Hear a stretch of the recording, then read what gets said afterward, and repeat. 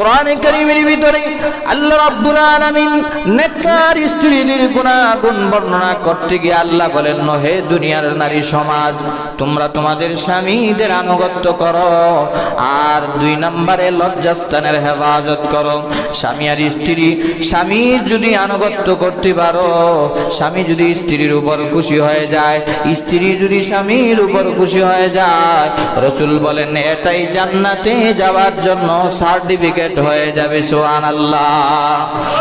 আমার নবীজি বলেন, আল মারআতু ইযা সাল্লাত খামসাহা ওয়া সামাত শাহরাহা ওয়া আতাআত বালাহা ওয়া আহসানাত ফারজাহা ফালতাদখুল মিন আইয়ি আবওয়াবিল জান্নাতি ইযা শাআ।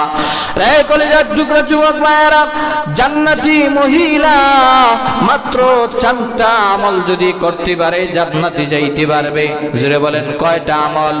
4টা আমল। আল্লাহর নবীজি বলেন, আল মারআতু ইযা সাল্লাত খামসাহা, ওহে দুনিয়ার নারী সমাজ, 5 ওয়াক্ত নামাজ পড়বা।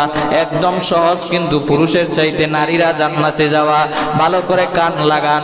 1 নম্বরে 5 ওয়াক্ত নামাজ পড়া, 2 নম্বরে ওয়া সামাত শাহরাহা, রমজান মাসের রোজাগুলা পালন করা, ওয়া আতাআত বালাহা, 3 নম্বরে আমার নবীজি বলেন স্বামীর আনুগত্য করা।